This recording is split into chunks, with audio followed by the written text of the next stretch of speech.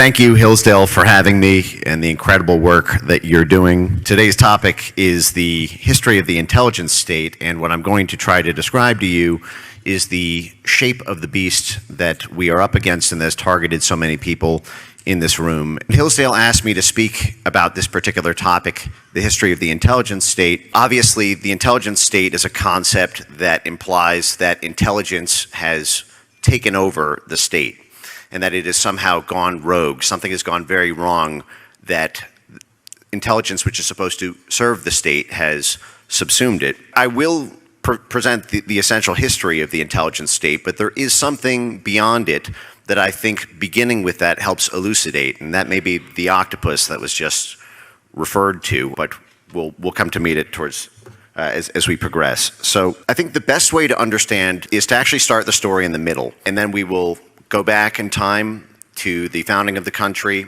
We'll sort of speed run the essential history, and then all the way up into the present. But we're going to start in the year 1948.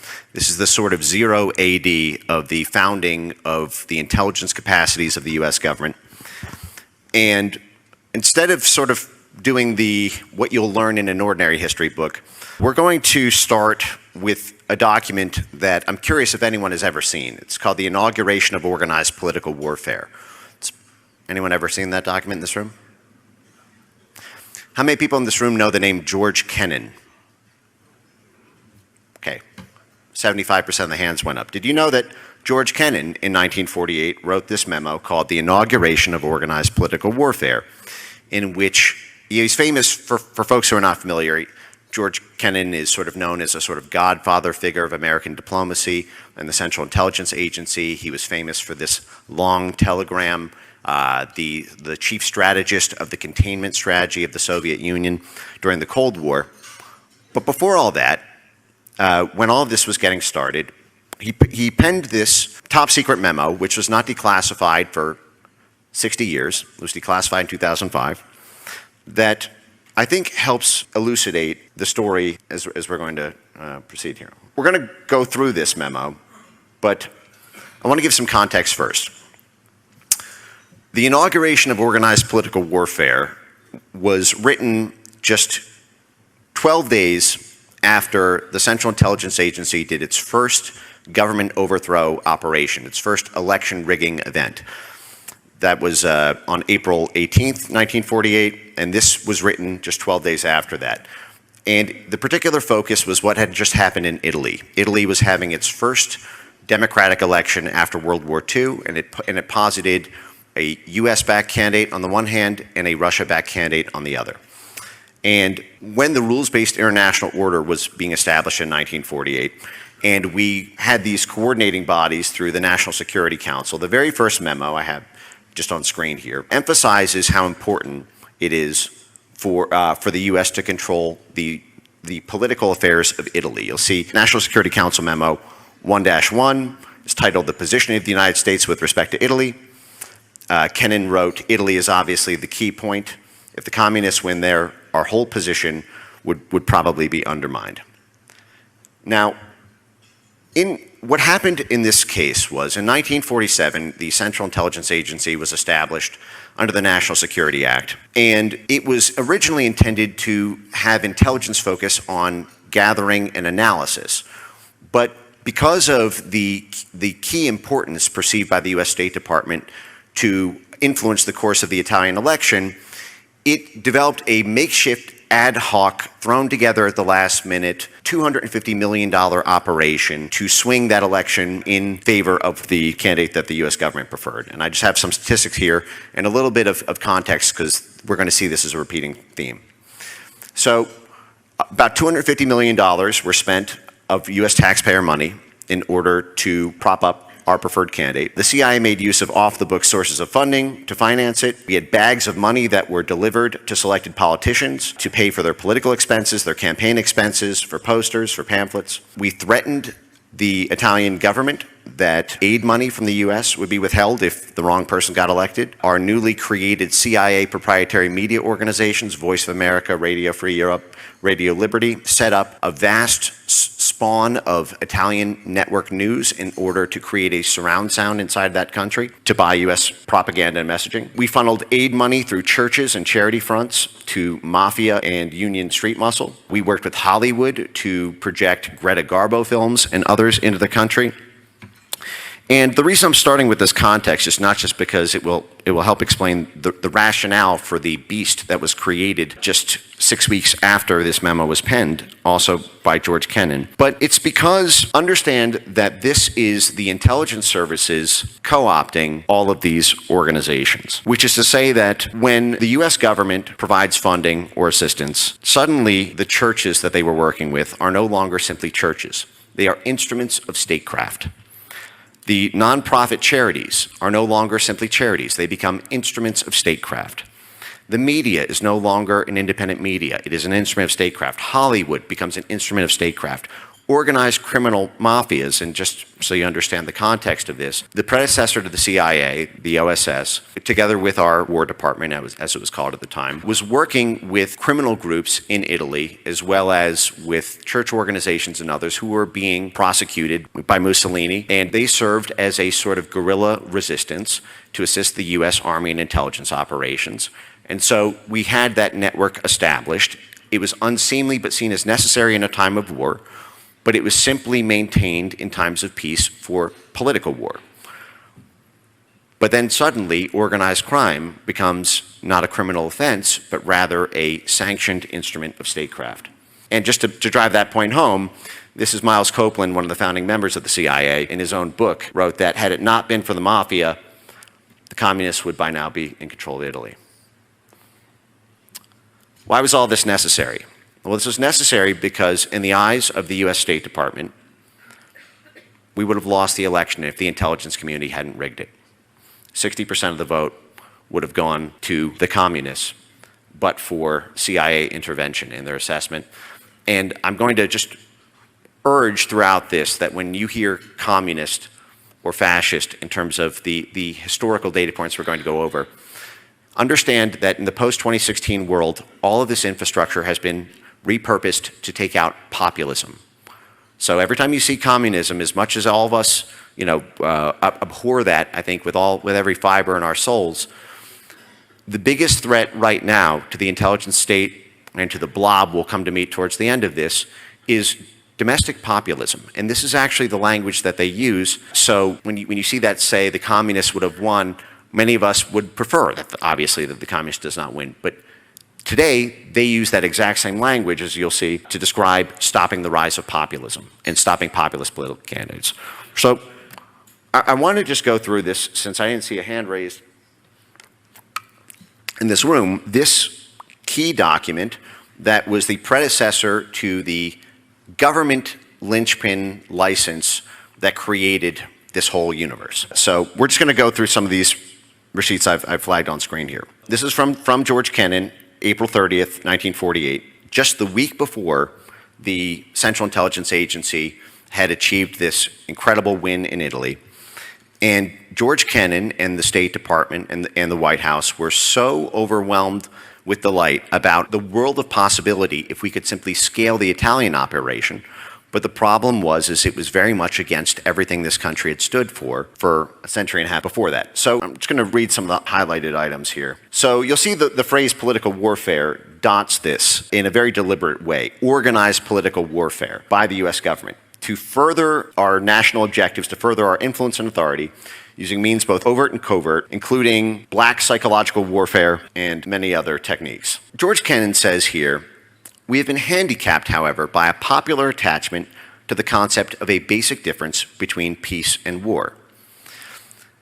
And that our public," you'll see he actually crossed out of the draft, because again, this is a top secret memo that was published in 1948 and wasn't declassified until 2005. The hard record preserves his own scrawls. You'll see at the bottom it says, "We're hamstrung by this basic difference between peace and war, by our public's yearnings," and then that's crossed out and it says, "by a national tendency to seek a political cure-all and a reluctance to recognize the realities of international relations." Basically saying, listen, we answer to the voters, the people, and they're not going to like this. They don't understand international relations. They think there's a difference between peace and war, and World War II is over. It just ended 3 years ago. But if we go into peacetime mode and we do not continue political warfare, then we will lose the opportunity to dominate the 20th century. And you'll see here it references, this was the Italian elections, right? That we just engaged in this in the Italian elections 12 days from then. And that this political warfare has to be directed and coordinated by the Department of State. And we're going to come back to that because when you see the shape of the intelligence state, it extends far beyond intelligence and actually it's really a tool of statecraft. So here is a very interesting, telling vision into this CIA godfather. It says, we cannot afford in the future, in perhaps more serious political crises, to scramble into impromptu covert operations as we did at the time of the Italian elections. Saying, we did this, it was great, it was amazing, but we need this capacity everywhere. We need it on every country on earth where there might be a political crisis, every country on earth where there might be a need for us to protect U.S. national interests or trade interests or financial interests or security interests. We need the same network we had in Italy, working with everyone from the cultural influencers to the media, to the churches, to the charities, to the organized crime networks, even if we don't use it, just in case we need it, so we don't need to scramble if an opposition politician decides to go sideways against a U.S. national interest agenda. So I'm setting the stage with that before we go back in time and then sort of go through the whole history of this, because just less than 2 months after George Kennan wrote that inauguration of organized political warfare, saying, since 1789, we have never done this sort of thing in any organized fashion. The American people aren't going to like it, but we have to do it. Just less than 2 months after that, George Kennan then sponsored the very act which would permanently change the structure of the American government and the way our country works. And this was the National Security Council Memo 10-2. Now, for folks who are not familiar, the National Security Council is called the interagency. It coordinates what the State Department, the Defense Department, the CIA, what everyone is doing so that they are all working in a complementary fashion. It's in the White House, and it's sort of the executive oversight of everything. So you'll see this memo here, NSC 10-2, and just so that you see it, it's right here on the State Department website under state.gov, what I'm about to read here. It sanctioned U.S. intelligence to carry out a broad range of covert operations, including propaganda, economic warfare, demolition, subversion, sabotage. It was sponsored by George Kennan. He was the one who pushed for this right after he wrote the inauguration of organized political warfare. But he would later say it was the greatest mistake he ever made because of the monster it created. Because what NSC 10-2 did was it gave the intelligence community, this burgeoning, newly created CIA, and we now have 17 intelligence agencies plus the ODNI. They transformed not just from spy organizations, but to lie organizations. And what I mean by that is because of this phrase that is used in NSC 10-2. I'm going to read it. All of these activities, which are normally illegal, can be carried out so long as they are planned and executed so that any U.S. government responsibility for them is not evident to unauthorized persons, and that if uncovered, the U.S. government can plausibly deny any responsibility for them. I'm going to actually just show you the exact language here. This is, again, 1948. All covert operations, all of these, sabotage, demolition, controlling the media, they are now legal as long as they are planned and executed so that any U.S. government responsibility is not evident to unauthorized persons. So you are cast out of Eden, effectively, if you eat the apple of the fruit of the tree of knowledge. You are not allowed to know. And they are not allowed to tell you. Their job is to lie to you. And that if they do get caught, the U.S. government can then lie above the agency level, above the CIA. The State Department gets to lie to the world because the CIA had these covert links, and they can say it was not an official sanctioned U.S. government operation. Something went rogue, someone wasn't authorized, someone took it into their own hands. And I'm just going to read this analysis that I think is a useful summary. that plausible deniability encouraged the autonomy of this newly created CIA, which was just created the year earlier, and other covert action agencies in order to protect the visible authorities of the government. And we're going to come back to that as we discuss the power structure of all these different organizations. But I want to drive this point home immediately, which is that this was seen as a major growth opportunity because of how effective it was in the 1940s and the 1950s to be able to take over the world through diplomacy, through duplicity. But the problem with diplomacy through duplicity, plausible deniability, is the core doctrine that governs the interagency which controls all of our major US government operations on national security, foreign policy, and international interests. Because you lie to the outside world, you need to also lie to your own citizens to keep the outside from finding out. So while the lies may help you successfully acquire an empire, you now have to permanently maintain an empire of lies, not just abroad, but at home. Okay. Now, in 1948, when the founding fathers of the intelligence state were setting this all up, they were intensely aware of the monster they were making. And in 1948, Congress passed the Smith-Mundt Act, because again, in 1948 is when all of this was getting established. The CIA was brand new, NSC 10-2 had just come out, and Congress said, okay, listen, you guys are creating a monster here. We want to make sure that we don't build this empire of lies and that Americans are not being inundated with this sprawl of information control that you are conducting around the world in order to conduct organized political warfare on all countries on planet Earth. And I think many folks in this room are probably familiar with what happened during the Obama administration, which was this essential safeguard, which had been with us since the moment this all was created in 1948, was repealed with quite little fanfare. It was tucked into an NDAA. It was really, I think, only discovered by the public after the damage had been done that the Smith-Mundt was modernized to get rid of that restriction. It was effectively amended.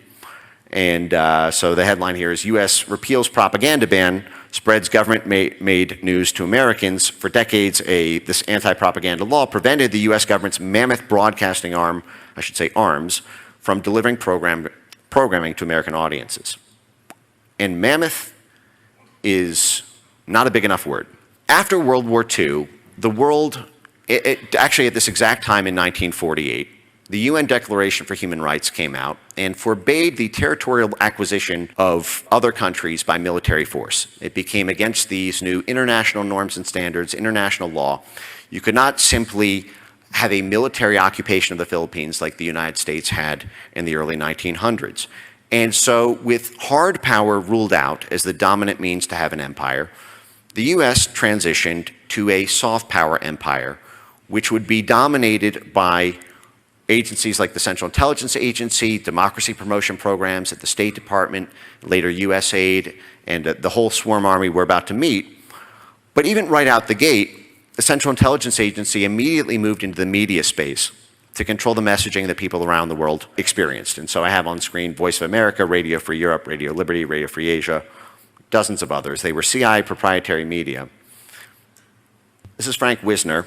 Frank Wisner was the spearhead of this early CIA media control apparatus. The name comes from the Wurlitzer sort of piano-like organ, because Wisner would brag that he could play in the international news as if it was a Wurlitzer. He could have any narrative carried in any country on earth because of the vast sprawl of media control that this newly formed intelligence agency, which was leveraging essentially the Office of War Information's Pentagon media network created during World War II, to thousands of partnered media outlets on all 6 populated continents.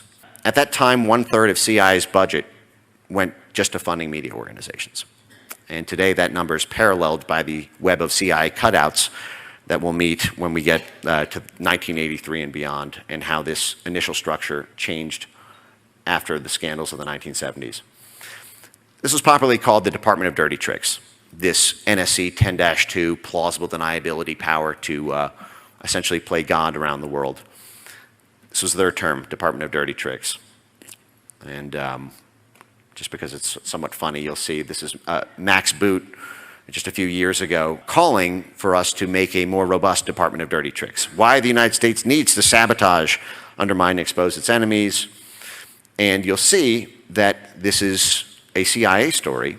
CIA is underlined there on the second one, but notice that it goes way beyond that, the dirty tricks. It's the Secretary of State, the Secretary of Defense, the Central Intelligence Agency Director, and the Administrator of USAID, the U.S. Agency for International Development, to create political warfare career tracks and attract people who find political warfare rewarding and attractive.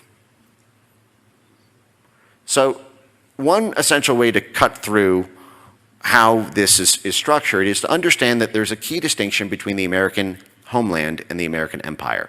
We live in the American homeland, but the American empire is everywhere else. And today, even all of the major U.S.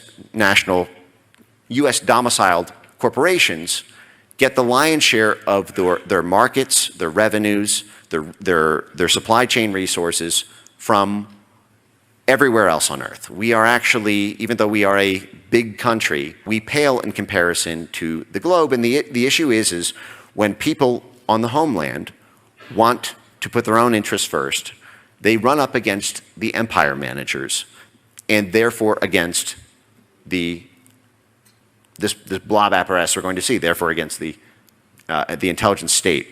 And what I have here is in this inauguration of organized political warfare, you see that even though the emphasis is on giving the CIA this capacity, the entire thing is coordinated by the US State Department, which does not have a plausible deniability license. It's supposed to be our official US government policy. But secretly, the CIA answers to the State Department in all things, and we're going to dive into the structure on that. But you'll see there at the bottom, this whole operation has to be answerable to the Secretary of State, who directs the whole in coordination. While covert political warfare must be controlled by the State Department, the direction should not physically be in the State Department. This is more true when it's realized that the considerable funds necessary for such an operation could not be concealed in the department's budget. So they have to hide what they're doing from the American people and from foreign countries who, if there was transparency about how our own taxpayer dollars were being spent, they would know their countries are being targeted for overthrow. So the State Department can't conceal it. So we need this web of other government agencies, including the intelligence services, to park the money there. So again, the coordination of covert operations with overt conduct should be accomplished through the office of the Secretary of State and Undersecretary. And our proposal is that this tradition be revised to further American national interests. So that is the linchpin of this, which is this concept of US national interest. So now let's go back in time to look at the origin of this. So this is the first meeting of Congress in 1789. When the first meeting of Congress happened, we established only 3 government agencies. Imagine a world without HUD. Imagine a world without the Department of Education or Labor. At the founding moment of our first meeting of Congress, we established only 3 government agencies. The Department of State, to manage the affairs of state, to manage our relations in the international community. The Department of Defense, and I'm going to asterisk that for a second, and the Department of Treasury. So basically, money, war, and everything else that involves America's posture to the wider world. Now, I put an asterisk next to the Department of Defense because it was not actually called the Department of Defense at the time. It was called the Department of War. And it kept that name for 150 years until 1948, exactly when the CIA was created, exactly when the Smith-Mundt Act came out, exactly when the UN Declaration on Human Rights forbade the military from taking over the world. And so we simply did something cute and we said, okay, we are no longer the War Department, we are forward defending ourselves. We're about defense, actually, but we're just going to do the same things we were doing before, but we're not allowed to say war anymore because that's outlawed. Just if you want to see receipts on that. Okay, so let's just speed run what happened between 1789 and 1948 to establish the American empire. So we started off as just this mainland, the homeland that we're in. And today, our reach is in every country and on every continent. There is a State Department regional desk. There's an assistant secretary whose job is to make sure the right politician wins in every single country on earth. So the assistant secretary for Europe and Eurasian affairs is going to have a portfolio of 15 different European countries. Every one of those countries has elections. Every one of those elections has a State Department preference. They will back channel with all parties.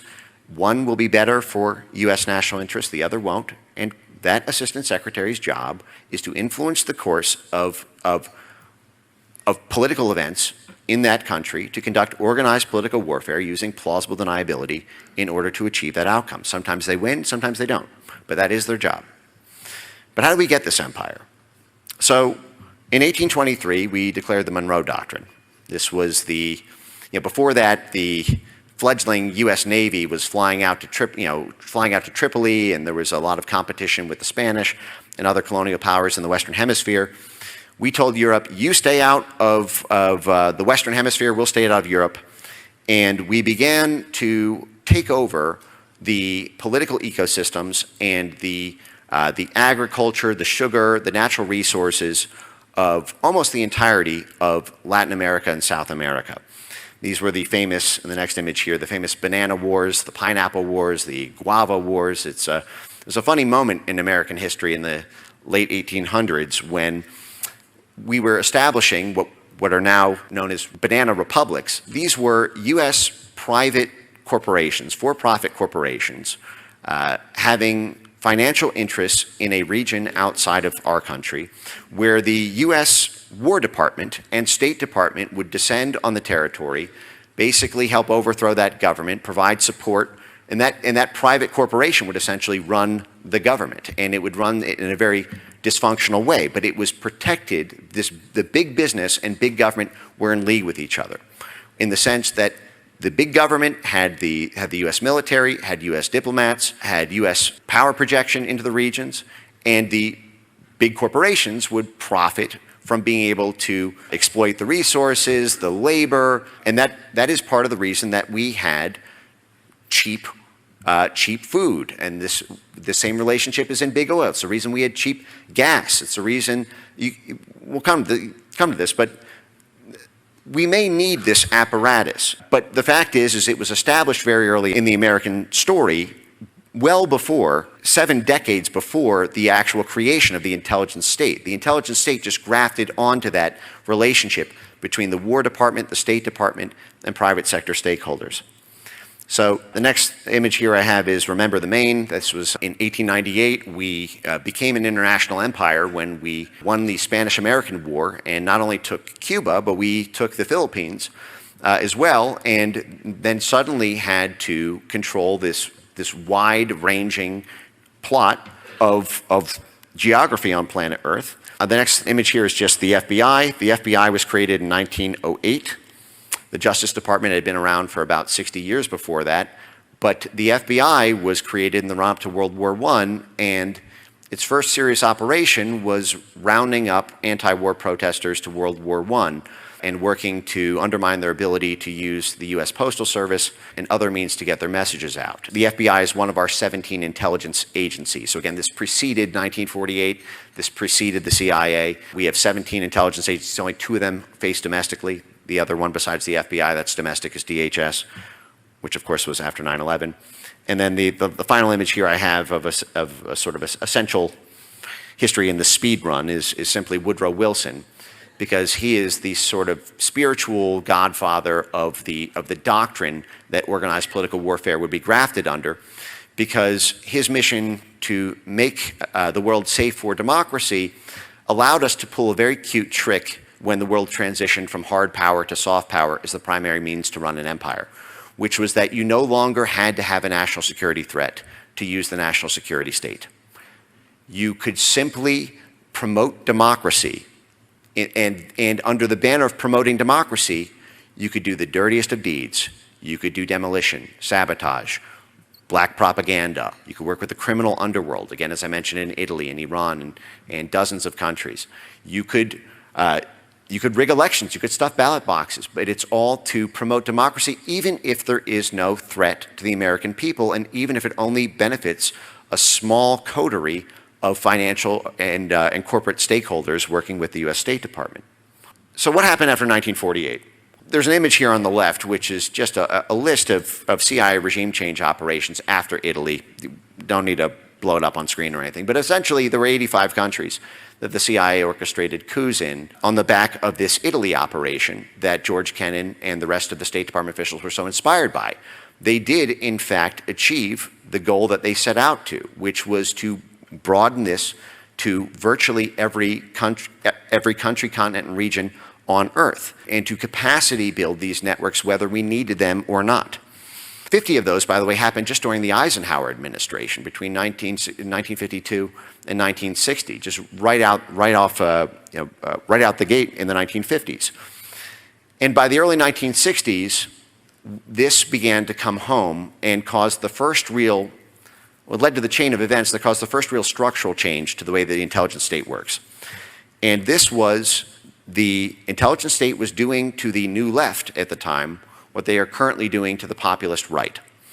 There was this new faction within the Democrat Party that was not necessarily all limousine liberals. A lot of them were anti-war protesters, or they, because of the Third World People's Movement's popularity at the time, and a lot of the civil rights struggles and ethnic identity struggles that were happening at the time, many people in the Democrat Party were positioning themselves both socially, politically, and informationally aligned with countries that were being targeted by the Central Intelligence Agency. It was seen as a right-wing force because it was targeting socialist and communist governments, primarily actually just to sort of privatize the assets the state industries held.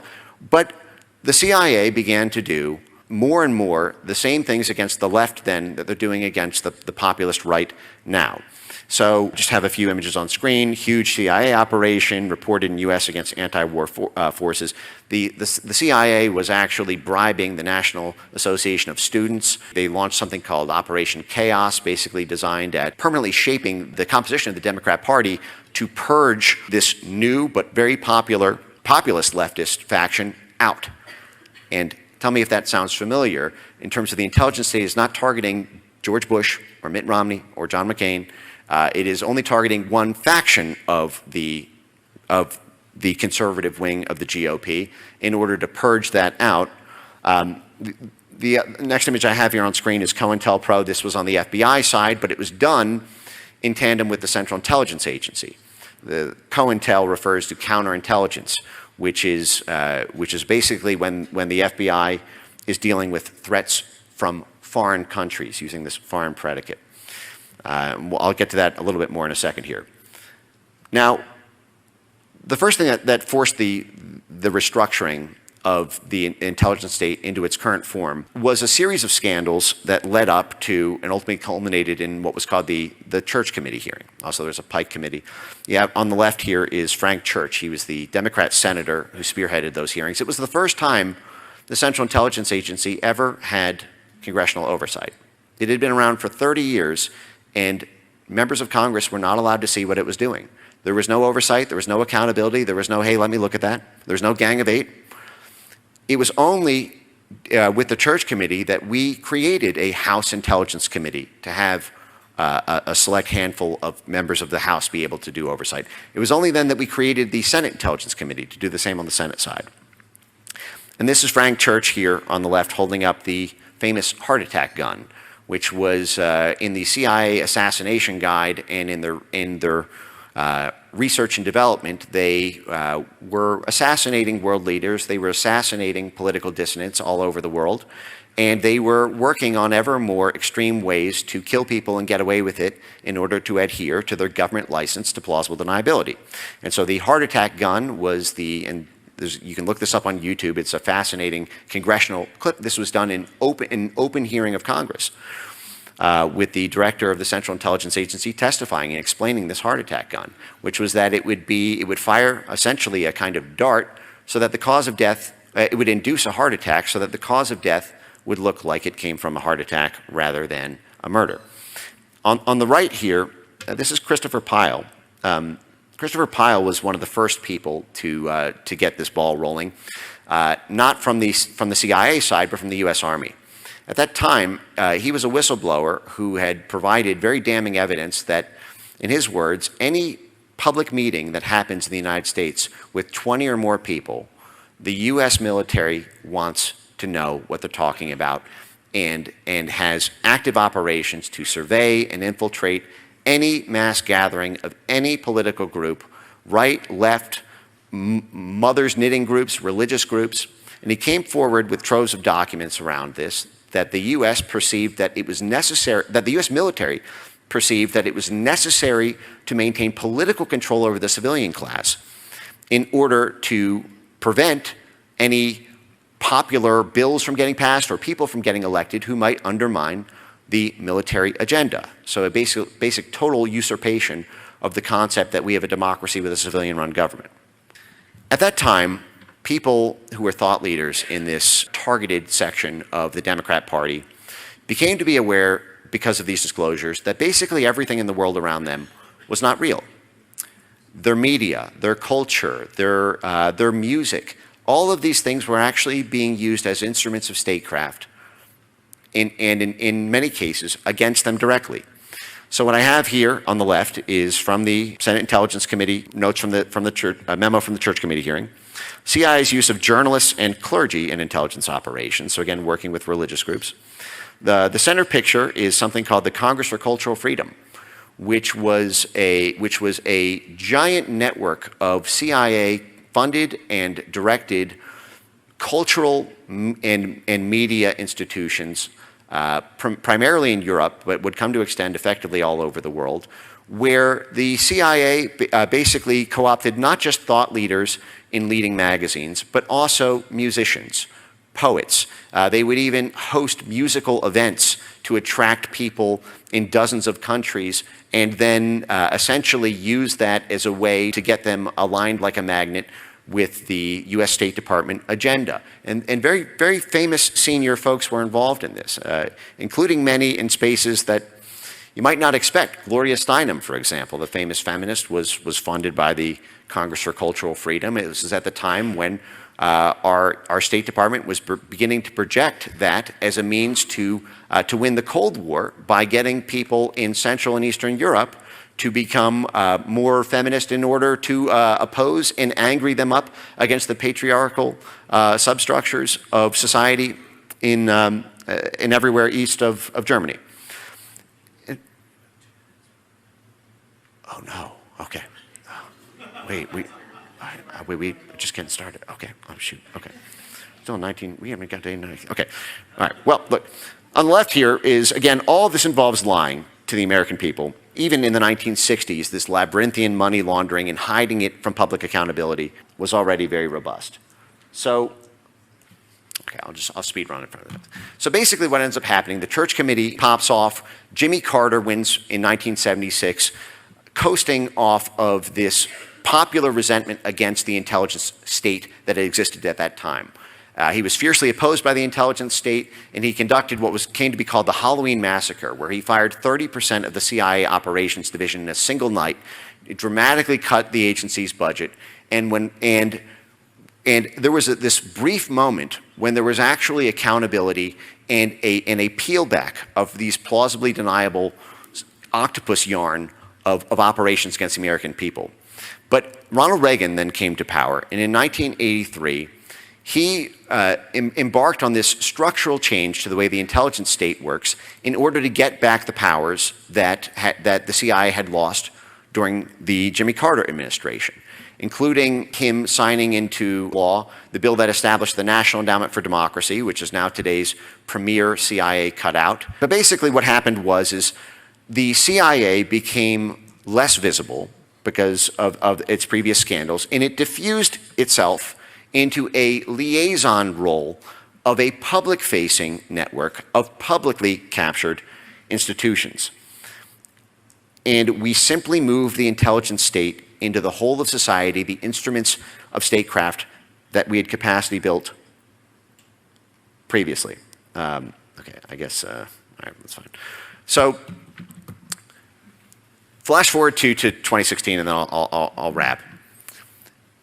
As our NGO sphere and university centers and media organizations and union groups and cultural groups all developed this favors for favors relationship, this mutual, you scratch my back, I'll scratch yours, I'll do what you want on this thing and I'll get a grant from the State Department or USAID or the National Science Foundation. As what we are up against here is actually this network, this blob, this congealed shape that where you have the intelligence state is actually serving the public-facing functions of government. It is simply, the CIA is simply a support agency for the State Department on national interest grounds and the Pentagon on national security grounds.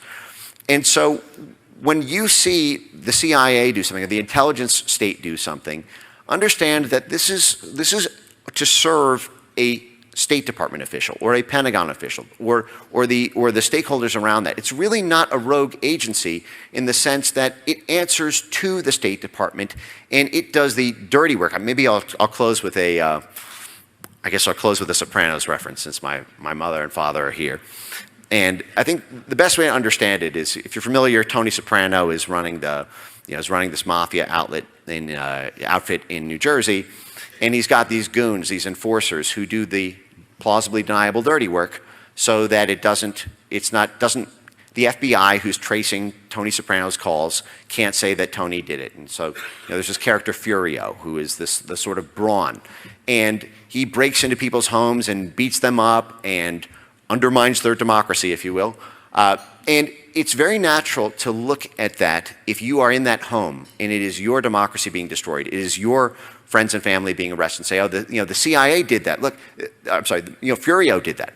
But they are, what's gone rogue is actually something much deeper than just the intelligence state. It's actually the entrenched forces in diplomacy and in defense that the CIA is tasked with to do this dirty work. So I guess I'll stop there for questions or if we have time for Q&A.